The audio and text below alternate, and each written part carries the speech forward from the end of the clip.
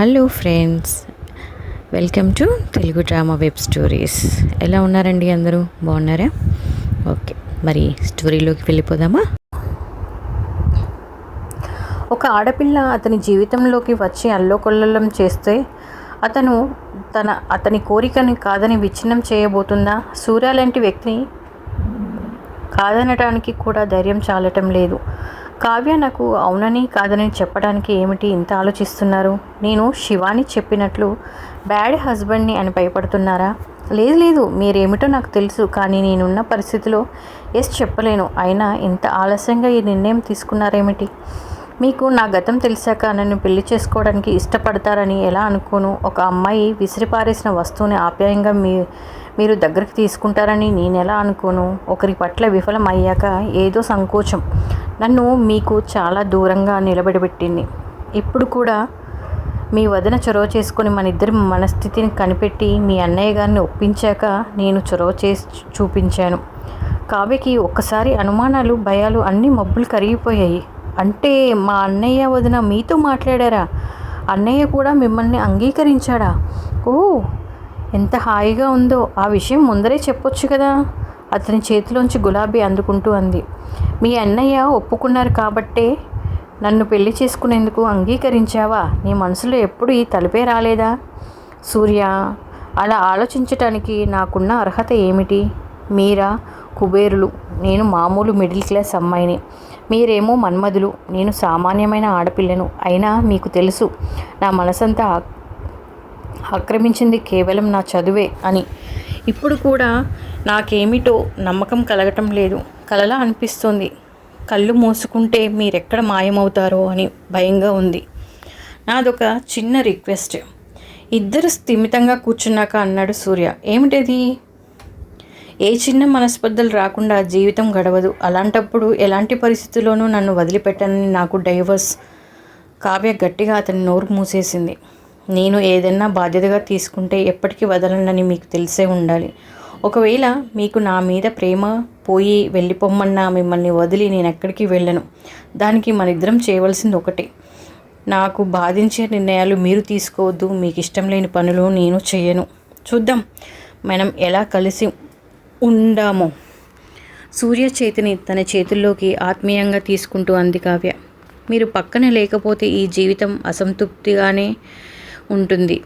కావ్య, ఖాళీగా ఉన్న మా జీవితాలను అలంకరించేది మీరే కదా. అర్ధనారీశ్వర తత్వంతో ప్రపంచానికి చాటి చెప్పింది అదే. నా ధర్మం నేను నిర్వర్తించడానికి నేను ప్రయత్నిస్తాను. ఎప్పుడైనా నా మూలంగా నువ్వు హర్ట్ అయితే వెంటనే నన్ను నిలదీయు. మనసులో పెట్టుకుని మనస్పర్ధలకు దారి తీయకు. అంతే నా అభ్యర్థన. మీరు ఈ పెళ్ళికి సంతోషం కంటే భయం ఎక్కువ చూపిస్తున్నారు. నిజమే, నీకు దూరం అవటం నేను ఇంక భరించలేను. అందుకని ఇంత ఎక్కువ చెబుతున్నా నేనే. సరే, ఒకసారి వెనక్కి తిరుగు. ఎందుకు?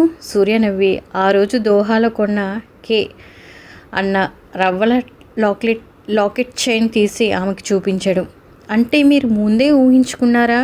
వెనక్కి తిరిగాక అంది కావ్య. లేదు, మీ పెళ్ళికి గిఫ్ట్ కింద కొన్నాను. కానీ నాకే మీ మెడలో వేసే అదృష్టం కలుగుతుందని అనుకోలేదు. భగవంతుడు నాకు ఇచ్చిన సర్ప్రైజ్వి నువ్వు. మీరు దేవుణ్ణి నమ్మరుగా. ఇంట్లో ఒక దేవుడు కూడా లేడు. నువ్వు వచ్చాక గుడి కట్టిద్దు కానీ అంటూ నవ్వాడు సూర్య. వారం రోజుల తర్వాత భార్గవి శశాంక్కి సెండ్ ఆఫ్ చెప్పడానికి ఎయిర్పోర్ట్కి వెళ్ళారు సూర్య, కావ్య. పెళ్లి ముహూర్తం 1 నెల రోజుల తర్వాత కుదిరింది. అంతవరకు ఉండటానికి శశాంక్కి భార్గవికి కుదరదు. ఈలోగా పెళ్లి పనులు సూర్య చేయించేలా పెళ్లికి 4 రోజుల ముందర భార్గవి శశాంక్లు వచ్చేలా నిర్ణయించుకున్నారు. శశాంక్ని వదలకుండా అతన్ని అంటుకొని కూర్చుంది కావ్య. కావ్య, భార్గవి మీ గురించి చెప్పకపోతే నా మూలంగా నీ జీవితానికి అన్యాయం జరిగిపోయేది. నా దగ్గర ఎందుకంత ముఖ్యమైన విషయాన్ని దాచావు? గొంతు గంభీరంగా అంది. లేదన్నయ్య, నేనేం దాచాలని అనుకోలేదు. నా మనసు నాకే చెప్పలేదు, చిన్నగా అంది. అక్కడున్న మిగిలిన ఇద్దరికి కూడా కావ్య అన్న మాటలు వినిపించి నవ్వుకున్నారు. సూర్య నిన్ను బాగా చూసుకుంటాడు, ఆ నమ్మకం కలిగింది. ఇప్పుడు చెప్పు, ఆర్ యు హ్యాపీ? కావ్య నవ్వుతూ సిగ్గుపడింది. సూర్య కావ్యాల పెళ్ళి పల్లెటూరులో చేయడానికి నిశ్చయించాడు సూర్య. అది కాబోయే కోడలి కోరిక అని తెలిసి అత్తమామలు చాలా సంతోషించారు. అంతేకాదు, కావ్య కోరుకున్నట్లే పచ్చని తోటలో వేశారు తాటాకుల పందిరి, మామిడాకులు, తోరణాలు, బంతిపూలు, ముస్తాబులు, వంటవాళ్ళు, హడావుడులు, అరిటాకులు మీద వడ్డనలు. పెళ్ళికి వచ్చిన వారంతా సూర్యవైపు బంధువులే. అప్పటికే కావ్య కొంతమంది అక్క అని, వదిన అని రకరకాల పలకరింపులతో కావ్య మనసు గెలుచుకుంటున్నారు. కావ్య మనసులోనే సూర్యకి కృతజ్ఞతలు చెప్పుకుంటుంది. అంతేకాదు, పెళ్లి ఏర్పాట్లన్నీ ఘనంగా చేయించడం కంటే కావ్యకి ఎలా చేస్తే నచ్చుతుందో అలాగే చేస్తున్నాడు. ఆడపిల్లవాళ్ళు అతిథులయ్యారు. శశాంక్ చెల్లెలి అదృష్టాన్ని తృప్తిపడ్డాడు. పెళ్లి రోజున సంధ్య, రూప, జ్యోతి, స్వాతి అందరూ కలిసి రావటంతో కావ్య మనసు సంతోషంతో గంతులు వేసింది. సూర్యని పిలిచి వారిని పేరు పేరున అందరినీ పరిచయం చేసింది. నేను మీ ఫ్రెండ్స్ని ఎవరిని మర్చిపోలేదు. ఆ రోజు నన్ను మీరందరూ కలిసి వాయించి చేశారు కదా, మర్చిపోగలనా? సూర్య, ఆ రోజు మీరు మాకందరికీ హీరోలా కనిపించారు. మీ కావ్య మిమ్మల్ని విలన్ అనుకుంది అంది సంధ్య ఆనాటి విషయాలు గుర్తు చేసుకుంటూ. పోన్లేండి, భవిష్యత్తులో ఎలాగో ఆవిడ తిట్టాలి, నేను పడాలి అన్నాడు సూర్య నవ్వేస్తూ. ఆ తర్వాత పెళ్లికి వచ్చిన తన ఫ్రెండ్స్ని పరిచయం చేశాడు కావ్యకి. ఇతను గుర్తున్నాడా అంటూ కావ్య వైపు చూశాడు. అర్జున్, రోబోటిక్స్ ప్రొఫెసర్, మీకిద్దరికీ పరిచయం ఉందా ఇంతకుముందే? డెట్రాయిట్లో ఇద్దరం కలిసి ఉండేవాళ్ళం. వీడే ఒక విధంగా మన పెళ్ళికి పూర్తి ఎంకరేజ్మెంట్. అర్థం కాలేదు కావ్యకి. నేను నీ గురించి అర్జున్కి మెయిల్స్ ఇస్తుండేవాడిని. నిన్ను టెక్సాస్లో చూశాక నన్ను ఎటువంటి పరిస్థితుల్లోనూ వదులుకోవద్దని ఎన్నోసార్లు నన్ను ప్రోత్సహించాడు. సూర్య స్నేహితుడి గురించి చెబుతుంటే కావ్య గౌరవంగా చూసింది అతని వంక. థ్యాంక్స్ అర్జున్, మనస్ఫూర్తిగా అంది. సంవత్సరం తర్వాత ఈ ఏడాది ప్రపంచంలో ఏం జరిగాయో తెలియదు, కానీ కావ్య జీవితంలో మాత్రం చాలా సంఘటనలు చోటు చేసుకున్నాయి. అత్త మామల్ని ఒప్పించి తమతో పాటు ఉండేలా చేసింది. అత్తగారికి తనకు కలిసి వచ్చేలా దేవుడి గదిని అద్భుతంగా అమర్చింది. ఆ రోజు ఆమె చిరాకుల వాంఛ తీరబోతుంది. ఆమె డిసర్బేషన్కి డాక్టరేట్ అందుకోబోతుంది. ఆ సంబరం చూడ్డానికి ఆమె వైపు నుంచి శశాంక్, భార్గవి వస్తే సూర్య వైపు నుంచి అతని తల్లిదండ్రులే కాకుండా అతని ఆఫీస్ స్టాఫ్ కూడా వచ్చింది. మొత్తానికి మీ శిష్యురాలి ప్రేమలో పడి పెళ్లి చేసుకుని ఇప్పుడు సీమంతానికి సిద్ధమవుతూ డాక్టరేట్ అందుకోబోతుంది. సీత భర్తతో నవ్వుతూ అంటోంది. మోహన్ రావు శిష్యురాలి వైపు గర్వంగా చూస్తూ, ఆడపిల్లలు అనుకుంటే ఎలాంటి పరిస్థితుల్లో అయినను అనుకున్నది సాధిస్తారు సీత అన్నారు.